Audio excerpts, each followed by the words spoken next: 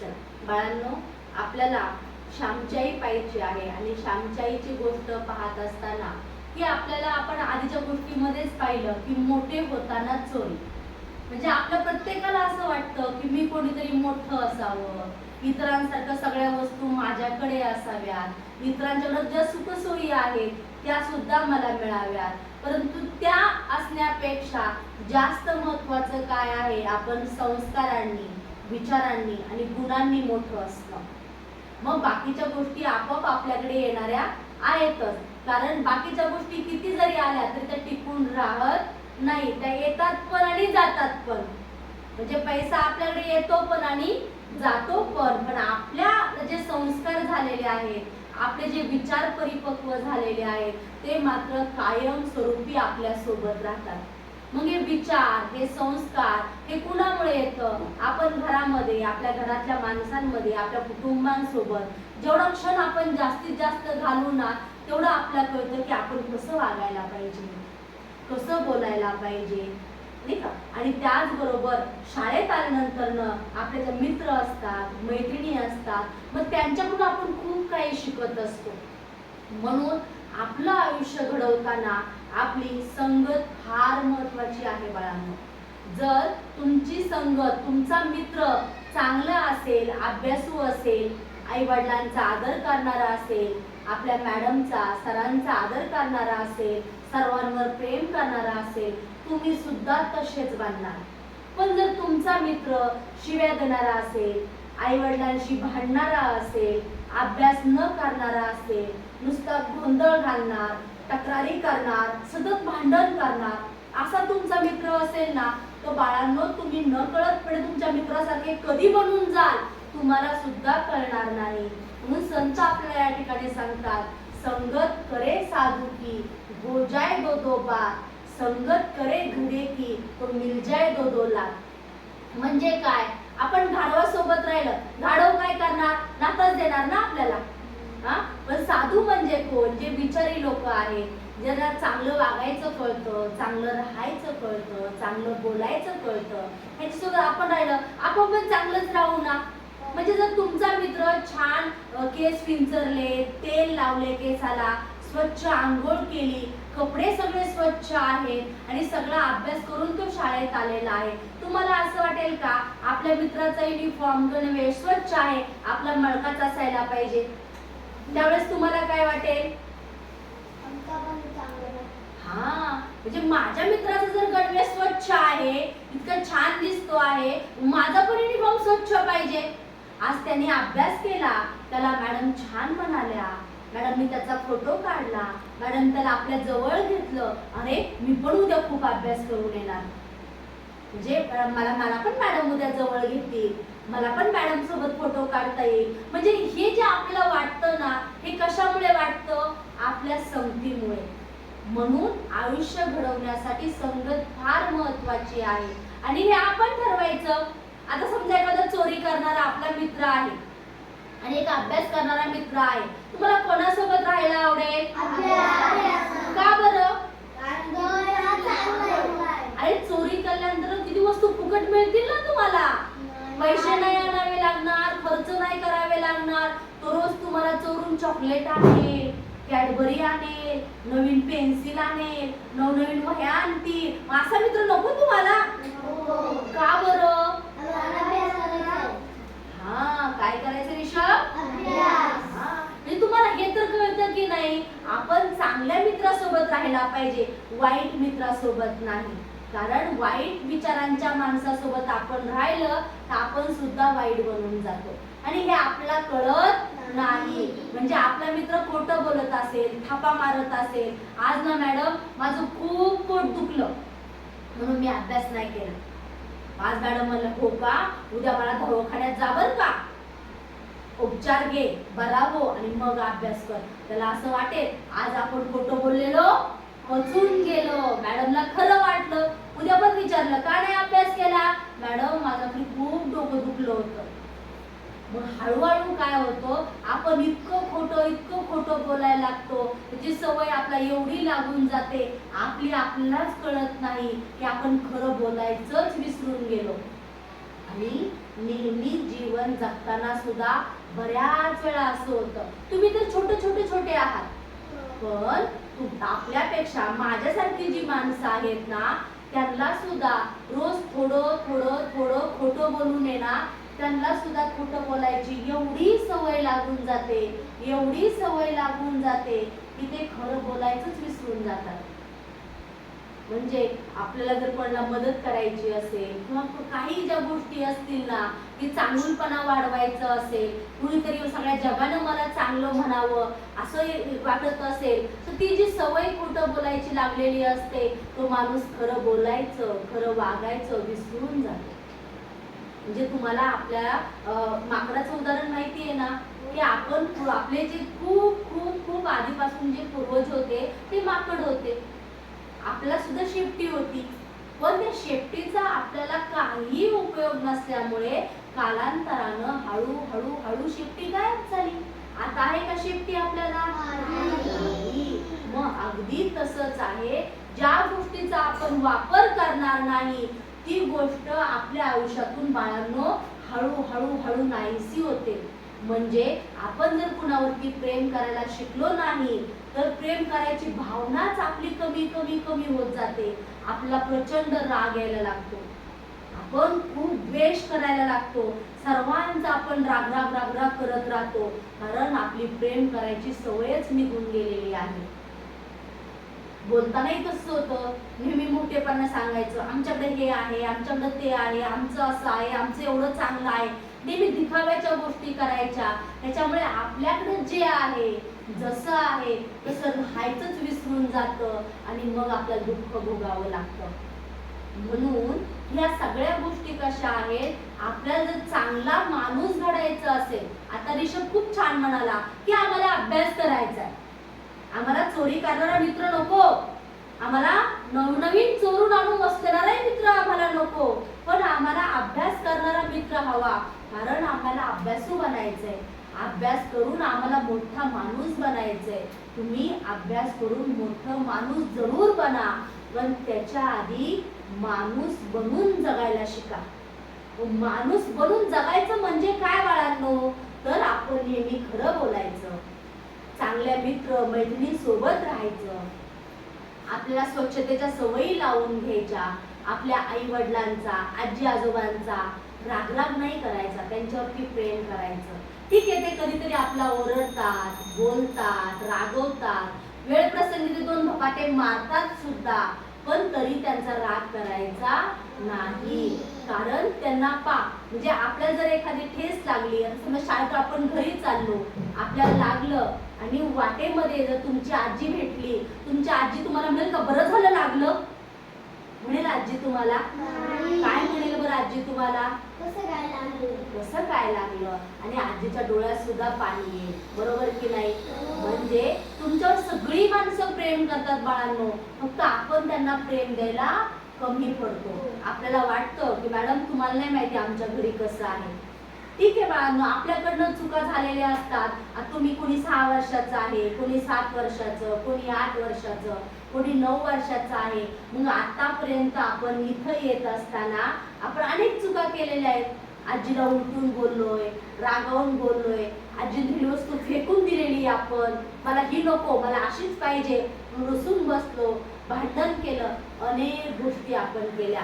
परंतु बाळांनो, हे सगळं करत असताना, माणूस म्हणून आपण जगत असताना आपल्याला पहिल्यांदा आपल्याला मनाने मोठं व्हायचंय.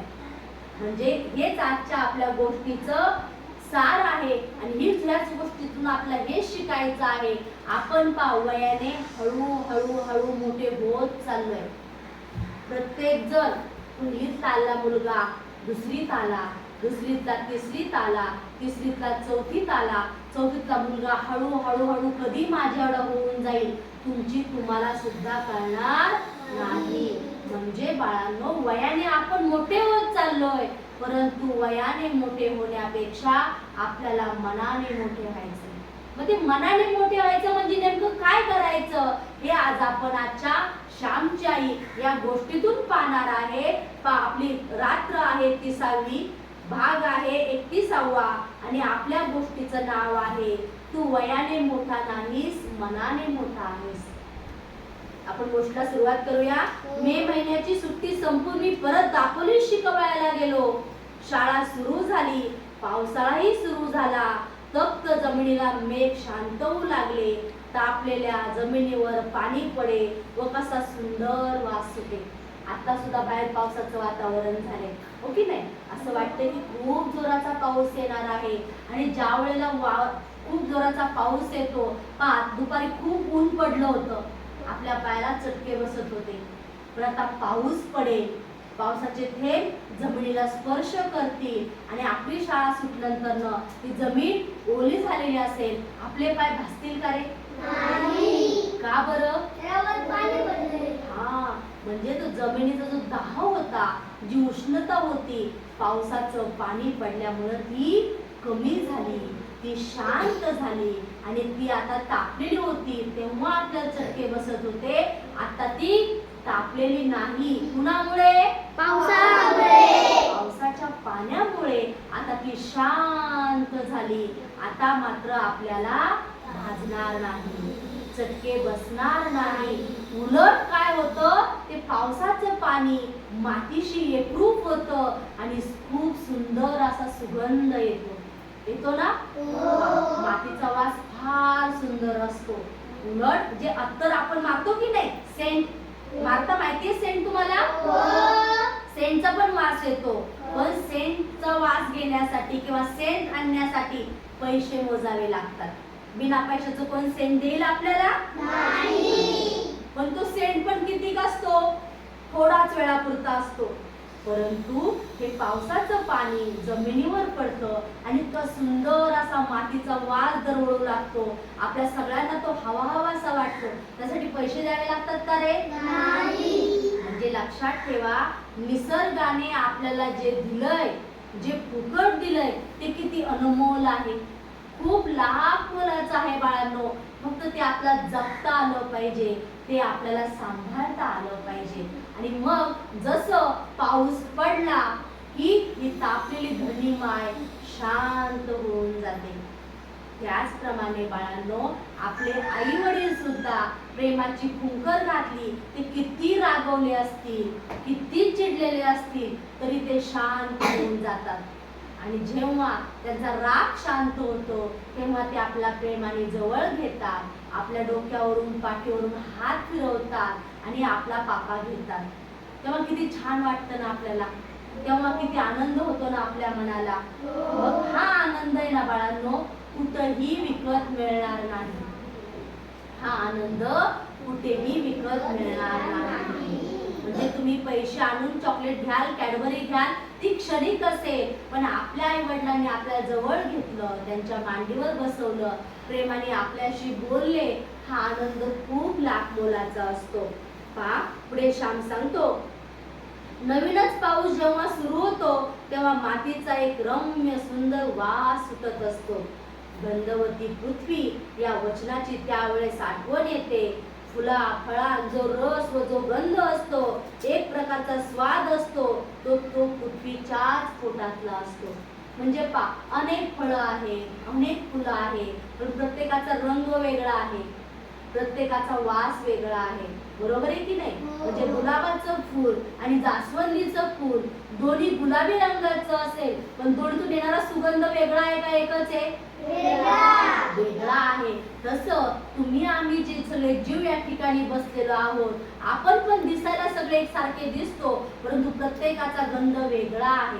म्हणजे कुणाला गाता येतं, कुणाला छान वाचता येतं, कुणाला छान लिहिता येतं, कुणाला छान डान्स करता येतो, कुणाला छान खेळता येतं, कुणाला छान बोलता येतं, कुणाला छान आई वडिलांवर गुरुजनांवर प्रेम करता येतं, कुणाला छान सगळ्यांशी चांगलं वागता येतं. प्रत्येकामध्ये वेगवेगळ्या प्रकारचे चांगले असे गुण रस रूपाने भरलेले आहेत. फक्त ते आपल्याला ओळखता आले पाहिजेत. घरून दापोलीस येताना यावेळेस मी एक निश्चय करून आलो होतो. श्यामनी आता एक निश्चय केलेला आहे. सुट्टीत घरी असताना एके दिवशी लहान भाऊ नवीन सदऱ्यासाठी हट्ट धरून बसला होता. नीट ऐका, तुमच्या भावाने हट्ट केला, तुम्ही काय करता, आणि श्यामच्या भावाने हट्ट केला, श्यामनी काय केलं, हे तुम्ही लक्षात ठेवायचंय. त्यावेळेस त्याची समजूत घालताना आई म्हणाली, तुझे अण्णा दादा मोठे होतील, रोजगारी होतील, मग तुला 6 महिन्यांनी नवीन सदरा शिवतील. आता लहान भावानं, श्यामच्या लहान भावानं नवीन सदरा म्हणजे नवीन शर्ट मला हवाय, तो मला पाहिजे म्हणून हट्ट केला. आणि हट्ट करत असताना त्यावेळेस श्यामजवळ पैसे नव्हते. श्याम तो तुमचा एवढाच होता, तो शिकायला गेला होता. त्यावेळेला आईनेच त्याला सांगितलं, बाळा जेव्हा तो दादा मोठा होईल ना आणि रोजगारी म्हणजे कामाला लागेल आणि तो कामाला लागेल ना, त्यावेळेला तो तुला त्याला पैसे मिळतील आणि त्यावेळेस तो तुला नवीन सदरा घेईल. पुढे पहा, आता नको हट्ट करू. मित्रांनो, माझ्या लहानपणी कपड्यांचे बंड फार माजले होते. आम्हाला कोट माहीतच नव्हता. कित्येक दिवस सदराही वर्षा 2 वर्षांनी नवीन मिळावयाचा. थंडीच्या दिवसात धोतर चौघडी करून गळ्यापाशी बांधून शाळेत जावयाचे. मफलर नव्हते, जाकीट नव्हते, गरम कोट नव्हते. म्हणजे आता जर पाऊस पडला आपण पटकन रेनकोट घालतो, छत्री घेतो. थंडी वाजायला लागली आपण पटकन स्वेटर घालतो, पायात सॉक्स घालतो, हातामध्ये सुद्धा ग्लोव्ज घालतो, डोक्याला कानटोपी घालतो, कोणी मफलर घालतो, कोणी शाल घेतं. आता आपल्याकडे सगळ्या सुविधा आहेत बाळांनो. पण श्यामकडे यातलं काही सुद्धा नव्हतं. शाळेत येताना थंडी वाजली तर आपण पटकन स्वेटर घालून येतो. पण श्याम आपल्या बाबांचं फाटकं धोतर होतं, ते धोतर अंगावरती घ्यायचा आणि धोतराला गळ्याभोवती गाठ मारायचा आणि थंडी वाजू नये म्हणून असं धोतर पकडून तो शाळेमध्ये यायचा. तर ती परिस्थिती आपली तर नाहीये ना. पुढे श्याम काय सांगतो, आता शहरात तर विचारूच नका, परंतु खेड्यातूनही कितीतरी कपडे लागतात. वारा प्रकाश यांचा अंगाला जितका स्पर्श होईल तितका चांगला. वारा व प्रकाश यांच्या रूपाने प्रत्यक्ष परमेश्वरच आपले अंगे स्वच्छ करावया जणू येत असतो. परंतु त्या सृष्टी माऊलीला आपण अंगास हात लावू देत नाही व नाना रोग शेवटी आपणास जडतात. एक रशियन डॉक्टर म्हणतो, जगातील पुष्कळशे रोग फाजील कपड्यांमुळे होतात. रशियातील मुले फार थंडी नसली म्हणजे फक्त लोंगोट लावूनच शाळेत जातात. कपडा कमी वापरण्याची वृत्ती नवीन रशिया निर्माण करीत आहे. विचारांच्या डोळ्यांनी रशिया पाहण्याचा यत्न करीत आहे व तसे चालण्याचे ठरवित आहे. यत्न म्हणजे प्रयत्न करणे. पुढे श्याम सांगतो, माझा धाकट्या भावाचा सदरा फाटला होता. आईने त्याला 2-3 गाबड्या लावल्या होत्या. गाबड्या म्हणजे काय, ठिगळ. म्हणजे दुसरे कापड घ्यायचं, फाटल्याच्या जाग्यावर लावायचं आणि ते शिवून घ्यायचं. म्हणून श्याम सांगतो, माझ्या आईनं त्याचा सदरा 2-3 वेळेला शिवला होता. आपल्या भावास नवीन कपडा शिवून घ्यावयाचा असे मी ठरवून आलो होतो, परंतु पैसे कुठून आणावयाचे. श्यामने निश्चय तर केला की आपल्या भावाला आपण नवीन सदरा शिवून न्यायचा. पण न्यायचा कसा, आपल्याकडे तर पैसे नाही. माझे वडील कोर्ट कचेरीच्या कामास वरचेवर दापोलीत येत. दारिद्र्य येत होते तरी कच्चेदारी सुटली नव्हती. व्यसनच तसे असते. काही लोकांना कोर्ट कचेऱ्यांशिवाय चैनच पडत नाही. स्वतः संपले तर दुसऱ्याचे खटले चालवाव्यास ते घेतात. तुझा खटला मी जिंकून दिला तर मला इतके पैसे, खटला फसला तर झालेला खर्च सारा माझा, असे सांगून खटला चालवण्याची कंत्राटी घेणारे लोक मी पाहिले आहेत. श्याम त्याच्या वडिलांच्या कामाविषयी सांगतो. पुढे श्याम म्हणतो, वडील दापोलीस आले म्हणजे अण्णा 2 आणे मला खाऊला म्हणून देऊन जावयाचे. जेव्हा वडिलांना ते अण्णा म्हणायचे. अण्णा ज्या वेळेला दापोलीला यायचे त्यावेळेला ते काय करायचे, 2 आणे कशासाठी द्यायचे, खाऊसाठी श्यामला देऊन जायचे. खाऊच्या पैशातील एक पै खाऊ मध्ये न खर्चण्याचे मी ठरवले. आता श्याम काय म्हणतो, अण्णा मला खाऊसाठी 2 आणे देऊन जायचे, पण ते पैसे मी खाऊसाठी आता खर्चच करायचा नाही असं ठरवलं होतं. का बरं ठरवलं असेल असं? एकदम बरोबर. ज्येष्ठात आमची शाळा सुरू झाली. गणेश चतुर्थीला 3 महिने होते. तेवढ्या महिन्यात या खाऊच्या पैशांचा रुपयाभर जमला. गणेश चतुर्थी धाकट्या भावास कोट किंवा सदरा शिवून न्यावायचा असे मी मनात निश्चित केले. म्हणजे खूप दिवस श्यामनी 2 आणे तसे साठवून ठेवले. त्याचा 1 रुपया झाला होता. मी शिंप्याकडे गेलो. श्याम म्हणतो, मी शिंप्याकडे गेलो. माझ्या भावाच्या वयाचा एक मुलगा मी बरोबर घेऊन गेलो. काय बरोबर नेला असेल? बरोबर, कारण त्याच्या मापाचा शर्ट बसला पाहिजे ना त्याला. म्हणून भावाच्या बरोबरीचा जो मुलगा आहे त्याला श्याम बरोबर घेऊन गेला. त्याच्या अंगाचा कोट शिवावयास मी सांगितले. 2 वार कापड घेतले, अर्धा वार अस्तर घेतले. कोट तयार झाला. जवळच्या पैशात सारा खर्च भागला.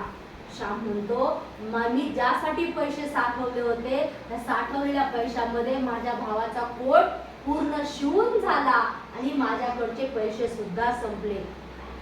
तो कोट हातात घेतला तेव्हा माझे डोळे अश्रूंनी न्हाले होते. का रडवला असेल बरं श्यामला? कारण आपल्या भावाने आपल्याकडे एक गोष्ट मागितली आणि आपण ती आता पूर्ण करत आहोत. आपण आपल्या लहान भावाला कोट घेऊन देत आहोत. यामुळे आनंदाश्रू श्यामच्या डोळ्यामध्ये आले. पहा, नवीन कपड्याला मंगलसूचक कुंकू लावतात, परंतु प्रेमसूचक अश्रूस्मिता कोटवर शिंपडले. मी घरी जाण्यास निघालो. पाऊस मी म्हणतो म्हणजे खूप जोराचा पाऊस पडत होता. मी ज्याच्याकडे राहिलो होतो ते म्हणाले, पाऊस पाण्याचा जाऊ नकोस. नदी नाल्यांना पूर आले असतील. पैसईचा पर्या, सोंडेघरचा पर्या यांना उतार नसेल. आमचे आई त्यांनी सांगितलं, ज्यांच्याकडे श्याम थांबला होता त्यांनी सांगितलं, तू जाऊ नको. खूप जोराचा पाऊस येतोय. नद्या नाल्यांना पूर आलाय. तुझा पाय घसरला तर तू वाहून जाशील. मी कोणाचे ऐकले नाही. हृदयात प्रेम पूर आला होता. तो नदी नाल्यास थोडेच भीक घालणार. कारण आपल्या लहान भावाला आपण सदरा शिवून घेतलाय, नवीन कोट शिवून घेतलाय. तो त्याला कधी देईल असं श्यामला झालं होतं. त्या भावाच्या प्रेमापोटी त्याला हा नदी नाल्यांचा पूर, हे संकट त्याला काहीच वाटलं नाही. नवीन कोट बांधून घेऊन मी निघालो. पंख असते तर एकदम उडून गेलो असतो. श्याम म्हणतो, मला इतकं असं झालंय, मी कधी माझ्या भावाजवळ जाईल आणि कधी माझ्या लहान भावाला हा कोट देईल. मला जर पंख असते तर मी उडत उडत लगेच गेलो असतो. चालण्याचे श्रमच वाटत नव्हते. आता श्यामचे पाय दुखत नव्हते. तो रस्ता खूप लांबचा आहे हे सुद्धा श्यामला वाटत नव्हतं. सुख स्वप्नात दंग होतो. आईला किती आनंद होईल. श्यामच्या डोक्यात कसे विचार चालले, आईला किती आनंद होईल या कल्पनेमध्येच मी होतो. आता आईला का आनंद होईल रे? कारण की त्यांनी भावासाठी करतोय. आपल्या लहान भावासाठी श्याम स्वतःचे खाऊचे पैसे न वापरता ते खाऊचे पैसे साठवून आपल्या लहान भावाला सदरा घेऊन आलाय. मग भावाचं हे प्रेम पाहून आईला आनंद होणार होता. एक नाणेटी माझ्या पायाजवळ उडी मारून गेली. नाणेटी तुम्हाला सगळ्यांना माहिती, बरोबर आहे? तुम्ही सगळ्यांनी पाहिलेली आहे. नाणेटी म्हणून एक सापाचा प्रकार आहे. तिचा हिरवा रंग असतो. नाणेटी उड्या मारत जाते. मला जरा भीती वाटली. जपून चालू लागलो. पिसईचा पर्या दुथडी भरून वाहत होता. त्याच्या पाण्याला ओढ फार. काय करायचे? आता इतका वेळ त्याला भीती नाही वाटली, पण जेव्हा त्या चढाजवळ आला, खूप पाणी, एकदम नदी नालं भरून वाहिलेलं आहे, पूर खूप आलेला आहे. आणि हे सगळं पाहिल्यावर श्यामला थोडीशी भीती वाटली. मग श्याम म्हणतो, मी आईचं नाव घेतलं आणि मी पाण्यामध्ये शिरलो. हातात काठी होती. पुढे काठी टाकावयाची, मग मी पाऊल टाकायचो. मी वाहून जाण्याच्या बेतात होतो, परंतु कसा बसा बाहेर आलो देवालाच माहीत. श्याम म्हणतो, एवढं पाणी जोरात वाहत होतो, एवढा पूर आला होता, मी जवळजवळ वाहूनच चाललो होतो, परंतु मी कसा त्या पुरातून बाहेर आलो हे देवालाच माहीत. माझे प्रेम मला तारीत होते. इतर नद्या नाल्यांना प्रेमाने वयात जाणारा तो नाला तो मला कसा बुडवील. श्याम म्हणतो मी माझ्या भावाच्या प्रेमापोटी चाललो होतो. म्हणजे छोटे छोटे जे ओढी नाले आहे ते मोठ्या नदीला मिळण्यासाठी प्रेमानेच जात होते. म्हणजे त्या ओढ्यांना त्या नाल्यांना प्रेमाची किंमत माहिती होती. मग ते मला कसं बुडवतील. पहा, मी माझ्या भावास भेटावयास जात होतो. त्या नाल्या इतकाच उत्सुक होतो, धावपळ करीत होतो. त्या नाल्याप्रमाणे मीही हृदय भरून येऊन जात होतो. रस्त्यातील खडी वर आली होती. सुयांसारखे दगड पायांना खुपत होते. का बरं दगड पायांना खुपत असतील. चप्पल नव्हती. किती हुशार आहात रे बाळा तुम्ही. त्याच्या पायामध्ये चप्पलच नव्हती. आता बघा किती शिकण्यासारखं आहे. म्हणजे श्यामला स्वतःच्या पायात घालण्यासाठी चप्पल नाही, पण त्यांनी काय केलं. तुम्ही असतं तुम्ही काय केलं असतं. का स्वतःसाठी चप्पल घेतली असती. खरं खरं बोलायचं. काय केलं असतं. आपण लगेच म्हणलो असतो बापरे मलाच घालायची चप्पल नाहीये. हा मी पहिली मला चप्पल घेणार, मग बघू छोट्या भावाला सदरा कोट घ्यायचा की नाही ते. म्हणजे आपण फक्त आपला विचार करतो, परंतु श्यामने आपल्या भावाचा विचार केला. पुढे पहा, परंतु माझे तिकडे लक्ष नव्हते. अंधार होण्यापूर्वीच मी घरी जाण्याची धडपड चालली होती. परंतु वाटेतच अंधार पडला. खडाड खडाड आकाश गरजत होते. विजा चमकत होत्या. खळखळ पाणी वाहत होते. त्या पंचमहाभूतांच्या नाचातून मी चाललो होतो. श्याम म्हणतो एवढा अंधार पडला होता. विजांचा चमचमाट मोठा गडगडाटाचा आवाज येत होता आणि पाण्याचाही खूप सारा आवाज येत होता. आणि अशा अंधार रात्रीच मी पाण्यातून घरी चाललो होतो. शेवटी एकदाचा मी घरी आलो. ओला चिंब होऊन गेलो होतो. आई, मी बाहेरून हाक मारली. हवेत फार गारठा आलेला होता. वडील संध्या करीत होते व आईनं शेगडीत निखारे शेकण्यासाठी दिले होते. निखारे म्हणजे कोळसा, तापलेला कोळसा. अण्णा आला. आई, अण्णा. धाकट्या भावाने दार उघडले. धाकटा भाऊ श्यामला काय म्हणायचा. अण्णा. दोघे लहान भाऊ भेटले. इतक्या पावसातून श्याम कशाला आलास. सारा भिजलास ना. आई विचारू लागली. सोंडे घरच्या पर्याला पाणी नव्हते का रे. वडिलांनी विचारले. हो, परंतु मी आलो कसा तरी. मी म्हटले त्या दिवशी एक बाई वाहून गेली होती त्यातून. वडील म्हणाले गणपतीची कृपा बरे. ते कपडे काढ, कडक पाण्याने आंघोळ कर. आई म्हणाली. मी आंघोळीस गेलो. धाकट्या भावाने माझे लहानसे गाठोडे सोडले. लहान मुलांना सवयच असते, त्यांना वाटत असते की काहीतरी आपल्यासाठी आणलेले असेल. परंतु मी माझ्या भावंडांस काय आणणार. कोणता खाऊ आणणार, कोणते खेळणे आणणार, कोणते रंगीत चित्रांचे पुस्तक देणार. कारण मी गरीब होतो, माझ्याकडे पैसे नव्हते. परंतु माझ्या भावास त्या गाठोडीत काहीतरी सापडले. त्यात कोट सापडला. नवीन कोट. तो कोट नव्हता, ते हृदय होते, ते प्रेम होते. ती आईची फलद्रूप झालेली शिकवण होती. म्हणजे आईनं शिकवलं होतं की मोठ्या भावानं लहान भावाला जपायचं, त्याच्यावर प्रेम करायचं, त्याला हवं नको ते मोठ्या भावानी लहान भावाला द्यायचं. ही आईची जी शिकवण होती ती श्यामने आज पूर्ण केली होती. पहा, अण्णा, हा लहानसा कोट कोणाचा. हा नवीन कोट कोणाला रे. धाकटा भाऊ कोट घेऊन मजळ येऊन विचारू लागला. मग सांगेन घरात जा. मी म्हटले. आई, हा बघ कोट. हा काही अण्णाच्या अंगाचा नाही. हा मला आणलाय होय. आई, धाकटा भाऊ आईला विचारू लागला. आईने कोरडे धोतर दिले. मी चुलीजवळ शेकत बसलो. आई म्हणाली. श्याम, हा कोणाचा कोट. मोरू जोशांकडे कारे द्यावयाचा आहे. कापातल्या मुक्याने पाठवला असेल. वडील म्हणाले. आता आईलाही माहित नाही, वडिलांनाही माहित नाही. नाही, हा मी पुरुषोत्तम साठी शिवून आणला आहे. मी म्हटले. पैसे. पैसे रे कुठले. कोणाचे कर्ज काढलेस. का फीचे पैसे दवडलेस. वडिलांनी विचारले. वडिलांना काळजी वाटली. अरे, कुणाकडून कर्ज घेतलेस का. मी तुला फीला भरायसाठी दिलेले पैसे ते तू पोटसाठी वापरले का. पहा, कोणाच्या पैशांचा हात तर नाही ना लावलास? आईने कातर स्वरात विचारले. म्हणजे पुढे चोरी नाहीच ना रे केली बाळा तू? आई त्याला विचारू लागली. आई, त्या दिवशी तू सांगितले होतेस हा पहिला व शेवटचा हात लावलेला तो मी कसा विसरेन? मी कर्ज काढले नाही, चोरले नाहीत, फीचेही खर्च केले नाहीत. मी म्हटले मग उधार का शिवून आणलास?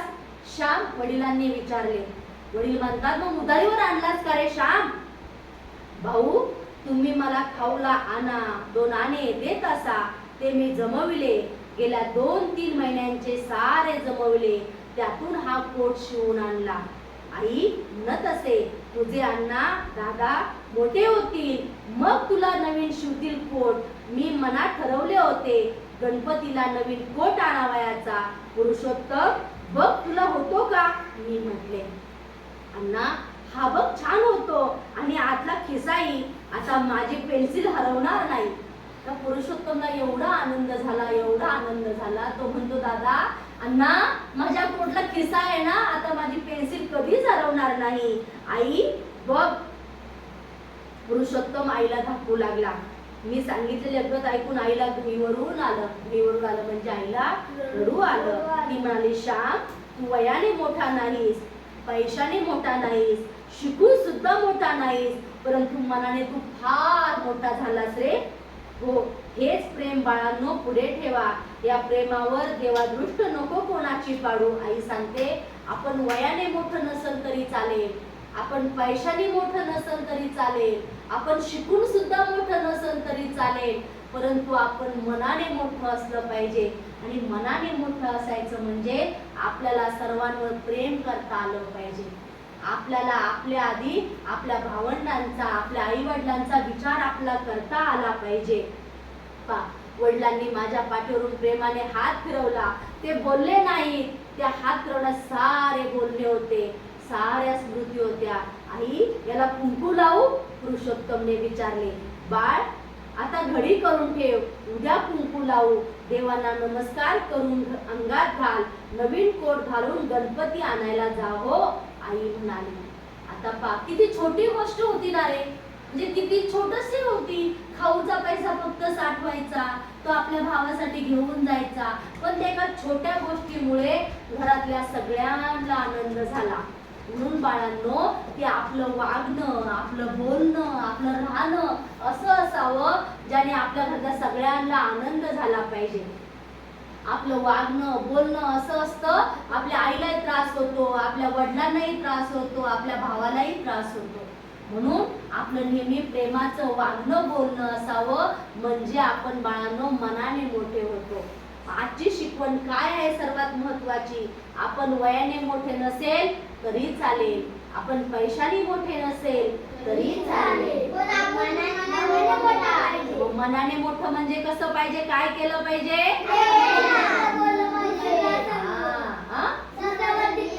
बरोबर, सर्वांशी चांगलं बोललं पाहिजे. सर्वांवरती मनापासून खरं खरं प्रेम करायला पाहिजे. आवडली गोष्ट सगळ्यांना? ठीक आहे. आज आपण पुढं नवीन गोष्टीमध्ये भेटूया. ठीक आहे.